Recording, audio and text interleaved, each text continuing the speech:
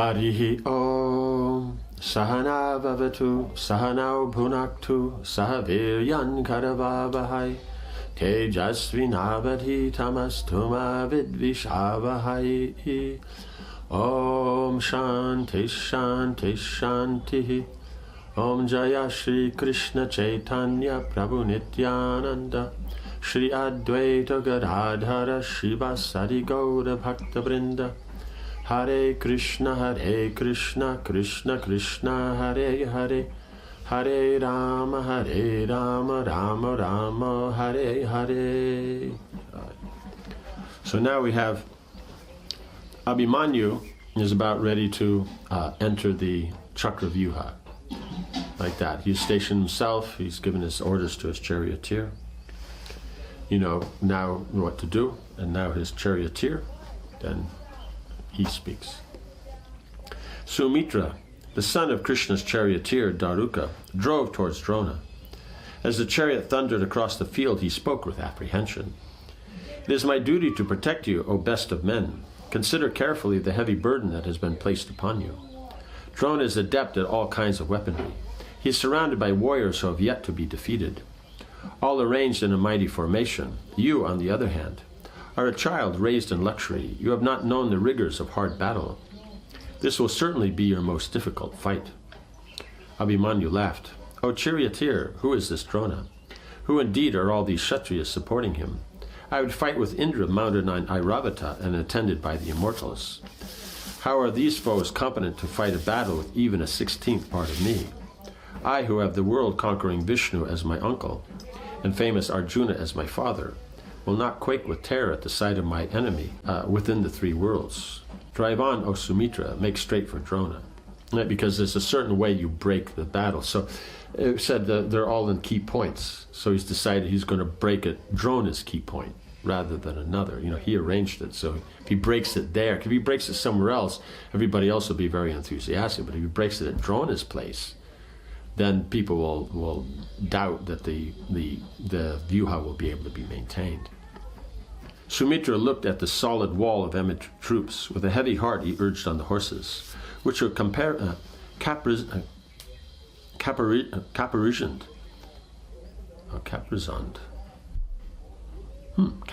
in gold and silver. The chariot raced towards Drona, with Abhimanyu firing volleys of arrows at him and all the warriors by his side. Seeing the standard bearing the Karna tree, Drona recognized Arjuna's son. As the prince charged towards the Kauravas, he seemed like a young lion attacking a herd of elephants. Drona issued orders and began the counterattack. Abhimanyu carefully directed Sumitra and his chariot feigned from side to side as it came at an oblique angle towards the Kaurava attacks. Maintaining his fierce attack on Drona, he simultaneously hurled arrows at the warriors fighting at his sides and rear. As they fell back under his assault, Abhimanyu suddenly veered away to the right. Because he's coming at this angle, and then they're starting to fall back, and then suddenly he turns. Stunning Drona with 100 steel shafts, he raced past him and broke into the formation as the Kauravas looked on in amazement. A frightful encounter ensued as the outer rake of the formation broke apart. The confused battle between the prince and the densely packed troops appeared like the eddies produced when the Ganges meets the ocean. Large numbers of elephant fighters, horsemen, charioteers, and foot soldiers closed in around Abhimanyu, all roaring in delight. Subhadra's son began to cut down his foes with his arrows. He rushed about amid his enemies like a whirlwind. It seemed to the Kauravas as if they were contending with hundreds of Abhimanyus. As various musical instruments sounded, shouts of "Slay him," "Fight with me," and "Where are you going?" mixed with battle cries, the twang of bowstrings, and the clash of weapons. The cries of elephants, the roar of warriors, the tinkling of ornaments, and the clatter of chariot wheels combined to create a deafening and confused din that made everyone's hair stand on end. Abhimanyu ranged about, slaughtering the Kaurava warriors by the thousands. His speed and agility were incomparable. The soldiers who faced him were like moths flying into fire. Abhimanyu quickly covered the earth with the bodies of slain warriors like a priest laying kusa grass on the ground during a sacrifice.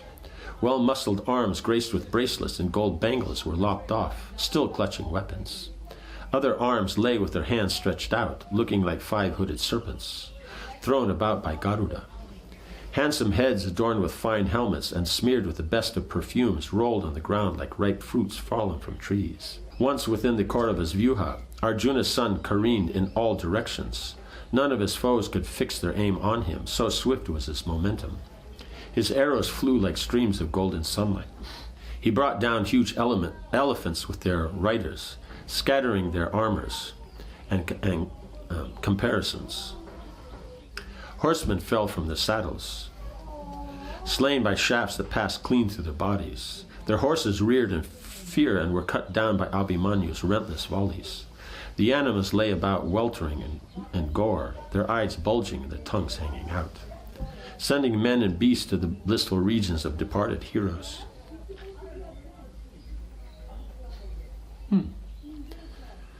So here, he says sending them both. That means even the horses will go to the heavenly planets. So you don't have to worry that they died there. They'll go to heaven. Abhimanyu charged repeatedly, uttering fearful war cries. As he displayed various maneuvers, the Kaurava heroes thought him beautiful. They shouted in appreciation.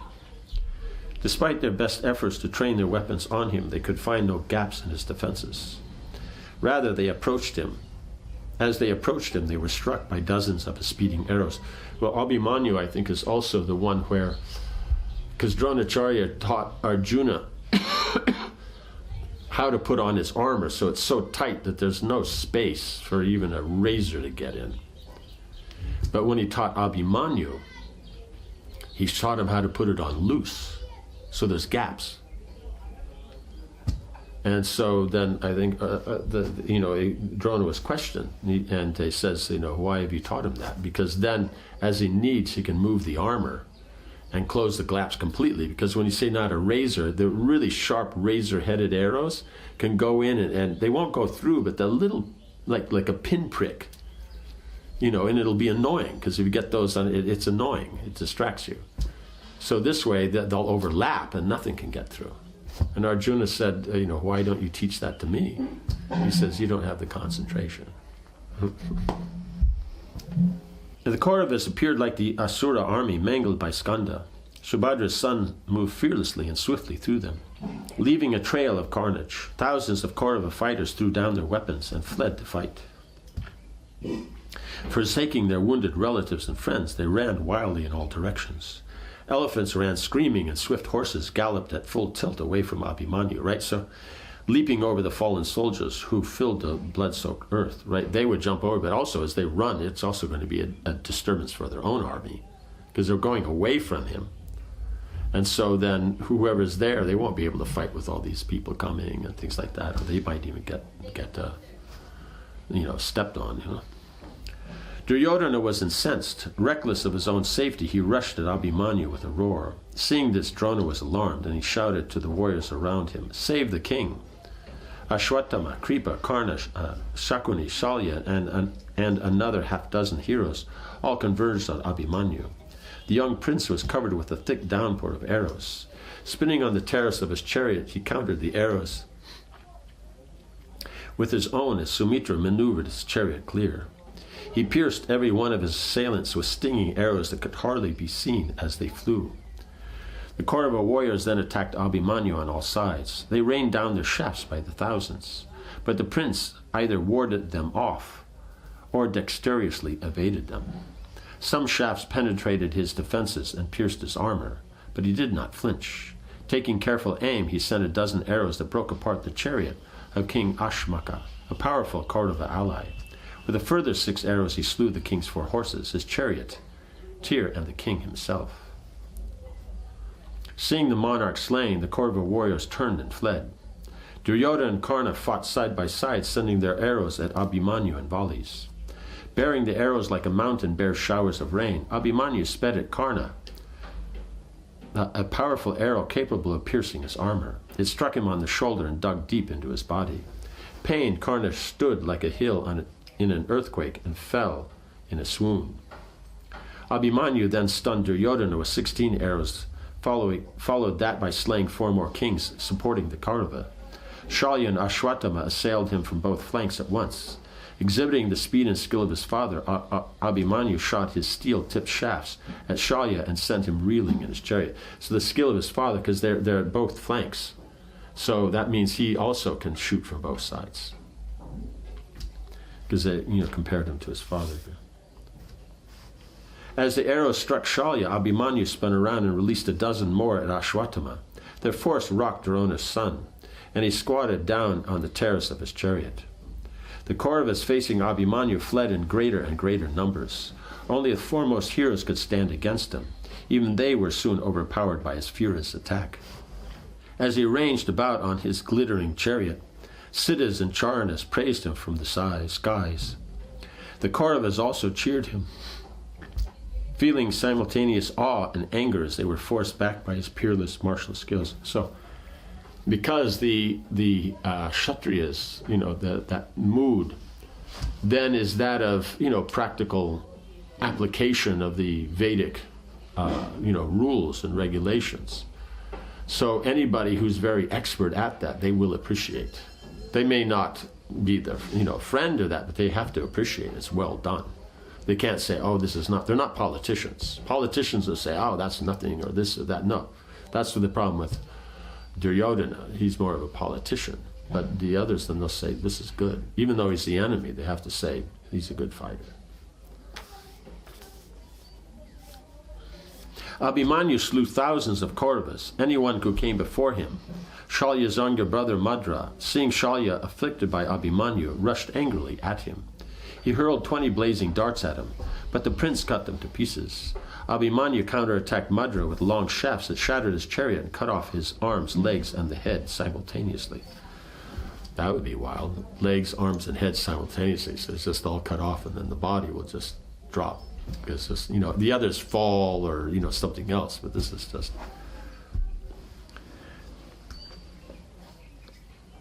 As Madra fell dead from his chariot, thousands of warriors in his army charged angrily at Abhimanyu. Calling out their names as they attacked, they shouted, "You will not escape with your life today, even if it costs us our own lives." Subhadra's son met their attack with a deadly volley of arrows. He invoked celestial missiles he had received from his father and uncle. His bow resembled the blazing summer sun as he sent waves of horseshoe-headed and calf-tooth-headed shafts slamming into the Kaurava warriors, tearing them apart. With crescent-headed and barbed shafts, Abhimanyu mangled his foes fearlessly, mercilessly. He carved through their divisions unchecked, dispersing them as the sun disperses mist. Right? Because when there's mist, sun comes up, the mist just disappears. It's not like it's even a challenge. Drona could not conceal his admiration for Arjuna's son. Duryodhana had come up to him, and the preceptor said, "Just see, O king, how this youthful prince advances against our forces, giving delight to his friends and relatives. I do not think any bowman is his equal. Surely he could annihilate our entire host if he so desired." Yeah. Duryodhana was enraged, right? Because, as we said, he's more of a politician than he's a Kshatriya, but he acts more like a politician, which is more of a fallen position for, if all you have is your politic and all that, and your political correctness and these kind of things, then you're not actually a good leader. Here Drona, he appreciates the enemy. He said, then you can fight. Niti Shastra makes one point, is that when the enemy is explained to the king makes some comment about, what do we care for them? And then the minister says, then he says, this point, it says, if you don't have respect for your enemy and know their strengths, you claim about weaknesses, but you have to know their strengths. If you don't know their strengths, you will be defeated. So only someone who respects his enemy and knows his strengths and weaknesses then can find a way to defeat the enemy. But otherwise, if you think he's weak, he does something strong, he can defeat you because you think he's not strong. Duryodhana was enraged. Still he smiled and said to Karna, who had stopped next to him, "It is clear the preceptor is affectionate towards Arjuna's son." See, he just has to make it personal. You can't just keep it, yes, he's a great warrior, but now we still have to defeat him. We have a challenge. You keep it on the battlefield. He always has to make it personal. Always, put in the knife, and then you have to turn it and twist it and like that. You can't just, stab somebody and leave it at that. No, you have to, make a little bit more. So that's, yeah. But as it said, your drama is as good as the villain. So, because he's the most disgusting of all demons, therefore, then Mahabharata is such a good story. Otherwise, why does he not slay him? None can resist the angry Drona when he stands with his weapons in battles. He only says that to get him angry. He's not actually a praise. It's just to get him. It's like if I make this comment, then he'll feel bad, and I make this comment, then he'll feel good. It's all politics. It's just straight politics. None can resist the angry Drona when he stands with his weapons in battle. He spares this youth out of love for Arjuna. Protected by Drona, Abhimanyu is able to exhibit his prowess. Well, the time has come to kill him. O Karna, waste no time in slaying this arrogant child. Crush him at once. Right? So he's 16, so they'll call him a child. But technically speaking, 16 means you're an adult, so he's not a child anymore, and he's married. So that makes him a full member of the community. So then it's just talking about it's just that he's young, that's all. Dushasana heard his brother's words and replied, "Leave this to me. I will slay him before the Pandavas' eyes. Hearing that I have killed this boy, Krishna and Arjuna, the two braggarts, will surely go to the regions of the departed. Without doubt, all their kinsmen will be consumed by grief and will follow their path." Right? Christ talk a lot. "Wish me well, O king. I will now challenge Subhadra's overly proud son." But he's not overly proud. He's just confident, of his battle skills, and he's applying them. Overly proud means he's confident and he's not doing anything.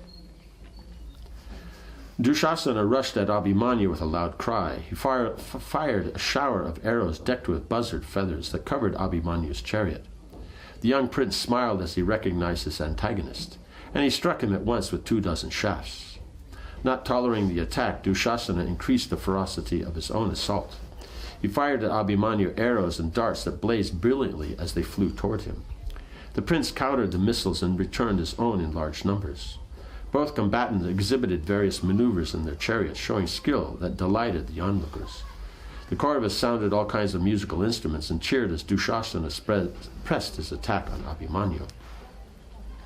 Holding off his opponent's attack, Abhimanyu called out to him, "By good luck, I find before me a vain warrior of cruel deeds and lost righteousness. He who ever brays of his own prowess and knows only sinful deeds." Because bray means like a donkey, they bray. So, it's not even like he's speaking. It's like, nobody likes the braying of the donkey. No one appreciates that it's great poetry. "With joy you pierced Yudhishthira and Bhima with your wicked words. Pay for that crime now, O evil-minded one. Suffer for the sin of grasping the sinless Draupadi's hair. Reap the fatal fruits of your ignorance, violence, covetousness, and persecution of others. I shall now chastise you severely before all these warriors, thus freeing myself from the burden of anger I bear against you." In a matter of seconds, Abhimanyu fixed an effulgent golden arrow on his bow and fired it with all his power. It dug deeply into Dushasana's shoulder, and he dropped his bow. Abhimanyu struck him with a further 25 shafts that burned like fire. Pierced on his chest and arms, the Kaurava squatted in pain and fell into a swoon. His charioteer quickly carried him from the fight. Seeing Dushasana overpowered, Karna came to challenge Abhimanyu, but he too could not defeat the young warrior. Abhimanyu gradually forced him back with dozens of arrows. With his standard cut down and his armor shattered, Karna fell back and turned away. Several sons of Adhirata, whom Karna considered his own brothers, were supporting him. One of them rushed at Abhimanyu in a rage. He launched 100 arrows at him and set up a battle cry. Abhimanyu turned to face the impetuous warrior. The young prince, whose mind was free from malice, struck Karna's brother with 30 powerful arrows. He broke his standard, killed his horses, and shattered his chariot wheels. As his antagonist fired back, Abhimanyu lopped off his head with a crescent-headed shaft. Right, so his other brothers, right, several other sons of Adhirata, so being Sutas, then one is, natural occupation to take up is that of a charioteer. like that, especially since Adirat himself was a, very excellent charioteer. But a Sutta technically can take up either Brahminical activities, Kshatriya activities, or that of the charioteer. So we see that they took up the fighting, like Karna, took up that mood. So they also took that up, right? So then we'll see, how Abhimanyu's further, decimation of the Kaurava troops unfolds. Om Hare Krishna, Krishna Krishna, Hare Hare, Hare Rama, Rama Rama, Hare Hare. Jai Srila Prabhupada ki jai.